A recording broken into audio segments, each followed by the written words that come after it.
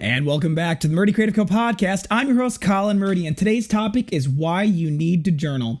But first, I want to say thank you to everyone who supported the company so far. If you haven't got a chance, go check us out on the web at murdycreative.co. That's M-U-R-D-Y creative.co. Or you can check us out on Facebook and Instagram by searching at murdycreative.co to see the best of our product shots.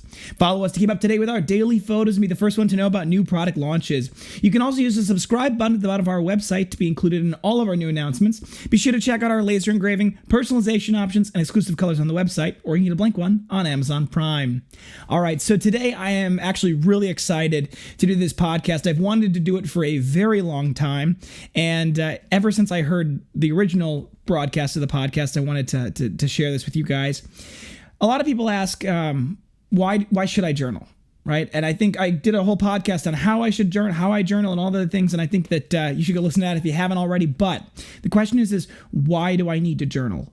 What's the purpose of it? What does it bring me? What does it do for me? It feels like it's just a waste of time, right? Even if, people read it or if nobody reads it, it's still a waste of time. And I think it's such a great question. And it's a deep one, right? It's an important question about why do we journal?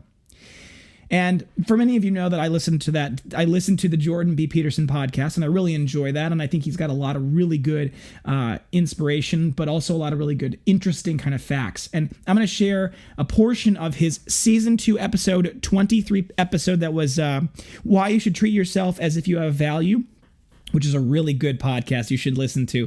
It's available where all the podcasts are, so go listen to that whole episode. It's about an hour and 60. Well, it's almost about 2 hours long.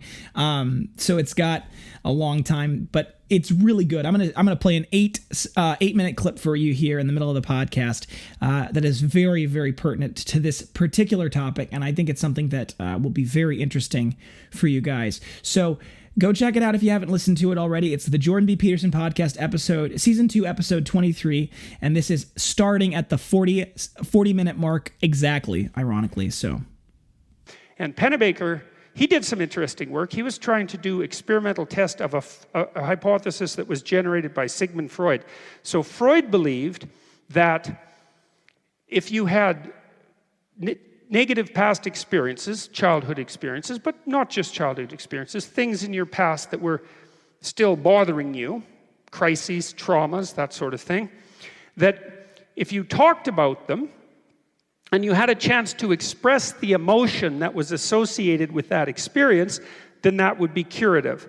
That's the catharsis model of psychodynamic cure. Express the emotion. And so Pennebaker decided to test that. So what he did, it's a very cool set of experiments. He had students come in, university students come in, and for 15 minutes a day, for 3 days in a row, they would write about the worst thing that happened to them or the worst thing they did. And then he had a control group just write for the same amount of time about some, trivial daily occurrences so that he could test whether or not it was the writing or if it was the specific writing. And what Pennebaker found was that if you did that, first you felt worse.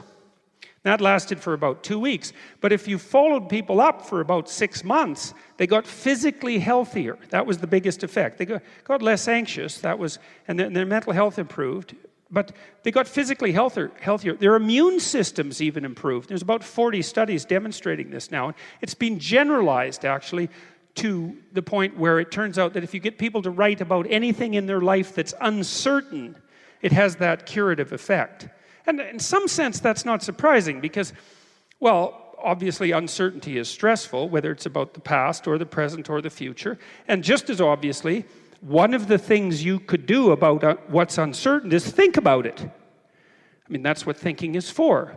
You think about things you don't know, and hopefully that clarifies them. Hopefully that's useful. And if it's useful and it simplifies the world, then perhaps you can be less stressed. And if you're less stressed, you don't produce cortisol, which is a primary stress hormone. And cortisol overproduction makes you age. So if you can reduce the uncertainty in your life through thinking, then you get healthier. And that happens. And a really good way of thinking is writing. One way of thinking, good way of thinking is to think, but thinking is very hard, and it's not clear how many people can do it. Because to think Thinking isn't just having something occur in your head. That's just the first part. A thought occurs to you. To think, you have to let thoughts occur to you, or allow them to. Then you have to notice the thoughts. Then you have to generate like an avatar that isn't you, that takes a counter position to the thoughts. Then you have to have an argument between the thoughts, and you have to do that all inside your head. And that's hard. The easiest thing to do is just assume that what you thought up is correct. It's like, it's not, right? It needs some work, man, like plenty of it. And so it's not easy to think. It's a lot of internal conflict. It's very stressful. And so what people usually do to think is talk. They talk to other people, because other people will help you clarify your stupid idea. And so then you won't walk off a cliff while you're enacting it, right? And so this is part of the reason why free speech is a paramount responsibility, not only a right. Because, yeah, well, the reason is, the fundamental reason is life is very hard, so you have to think. And mostly you think by talking to other people. And so if you don't let people talk stupidly, which is how you talk to begin with, then you don't let them think. And if you don't let them think, then they don't think, then they do stupid things, and then everything goes to hell. And so that's why free speech isn't another right. That isn't how it works. It's the fundamental process by which everything else manifests itself properly. And so to misunderstand that is to misunderstand what's most fundamental. So Pennebaker showed that if you had people write about what was uncertain, they got physically healthier. And then it turned out it didn't matter whether you wrote about the past and terrible things that had happened to you, or things you were uncertain about in the present, or whether you wrote about the future. And so I could see the parallel between Pennebaker's work and the goal-setting work. And then there was another thing Pennebaker showed too, which was really cool. So he was testing the catharsis hypothesis, right? Write about terrible things that happened to you, express the emotion that's associated with that, and be better. So what Pennebaker did, and he kind of pioneered this, was he went in and analyzed the words that people used when they were writing about things that happened to them that weren't good. And he classified them. He classified them into emotion words. That was one category. He used a bunch of categories, but the ones we're concerned about, he used emotion words and cognitive words. So an emotion word would be hate or anger or fear, or joy, something like that. And a cognitive word would be understand or see or illuminated or enlightened or something like that. And what he found was it wasn't the use of emotion words that predicted whether or not people got better. It was use of cognitive words. So when you face your past, the terrible things in your past, or when you face uncertainty, it isn't the fact that you express emotion that is what does the trick. It's that you understand what the experience was, that you come to comprehend it. And then you might ask, well, what does it mean to understand a terrible experience? Well, it's sort of like coming to master fire. Like if you don't know how to deal with fire, you stick your hand in the fire and you get burnt. And that's a terrible thing. And then you might think, well, fire is dangerous and you should stay away from it. But if you learn to master fire, well, then it's not dangerous at all. Then it's a tool, and an unbelievably powerful tool. And so the terrible things in your past are sort of like that. It's like what you want to do is you don't want to express the emotion that's associated with them. You want to figure out how it was that you were in a position where that terrible thing happened. What were all the causal connections that led up to it manifesting itself? And then you want to retool yourself so the probability that that thing won't happen to you again in the future, so that there's a high probability that won't happen to you again in the future. So the issue is, why do you remember the past? And the answer isn't to form a record of the past. The answer is so that you can extract from the past information needed to not repeat stupid things that happened to you in the past. So basically, it's a mapping function, right? You're walking through life like it's a territory. Now and then you fall into a pit. And when you come out of the pit, you think, okay, here's a bunch of reasons I fell into that pit. How about if I don't do that again? And so then, even though there's pits everywhere, because the world is full of sharp places and nasty turns, you can maybe learn how to negotiate through it so that you don't fall prey to it. And so if you do that, well, that's understanding. Then you don't have to be anxious about those situations anymore. And so then you don't have to be afraid of them. So the emotions disappear, but not because you expressed them.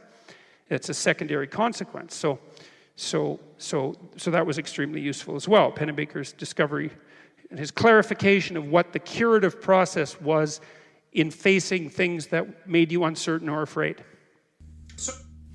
So that was what I thought was just fascinating. I think it's such an interesting topic. And I mean, he said it. It's all in the literature. It's all in the science that writing about the things that you're anxious about. And it's funny, for me, in my personal experience, what I have found is that even when I write about things I'm not that anxious about, I just write about my day. I write about things that, it's like the things that end up on the paper, where my mind goes with the process. It all of a sudden it becomes clear to me that they were the things I was worried about, right? The things that stick in my mind, the things that I remember, the things that I think about, the things that come out in my writing process. Those are my anxieties.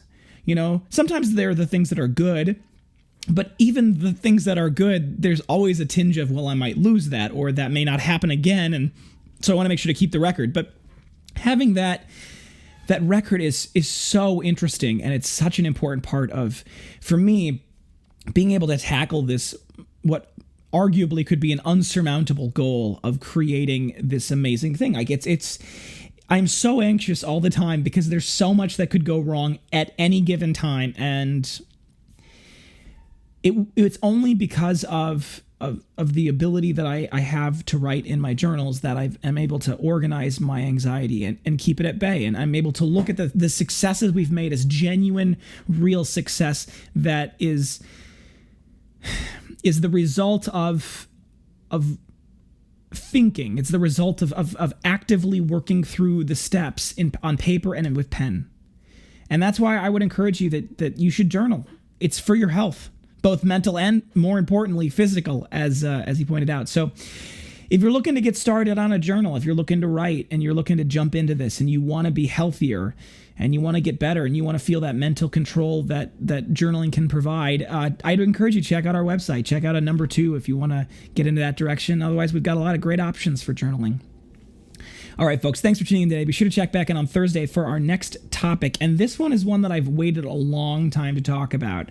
I'm going to tell you guys what happened with our space and how that went wrong. So check that out. Don't forget to check that subscribe button below to be sure to get the latest podcast right away. If you have any questions or concerns about your leather binders, please feel free to contact us on the main page of our website at Murdy Creative Co. Or you can contact us via Facebook and Instagram. You can text, email, call, direct message, all the usuals. I'll do my best to get back to you as soon as possible, but I do appreciate your patience. That being said, if you think we deserve it, a good review can go a long way to help us grow our new community. And word of mouth is still the best form of advertising, so please tell your friends. And if you're interested in joining our brand ambassador program, those of you who join the program are able to earn cool rewards, cash prizes, in-store gift cards for being able to just, sharing your Murdy number, whatever, with the community. So check that out at murdycreative.co/ambassadors. Also, if you want to leave a review about a product, check us out on Facebook. There's a whole section on our Facebook page where it's reviews. You can just write, do you recommend the Murdy Creative Co? You click yes, and then you write your review. So go check that out there. If you have any podcast topics you want to hear more about, send them my way. I'm always happy to engage with our growing community, and I want to give you guys what you want. If you're looking for multiple binders for gifts, giveaways, menus, really any reason, ask about our book discounts available. Thank you so much for tuning in. Have a great day, and goodbye.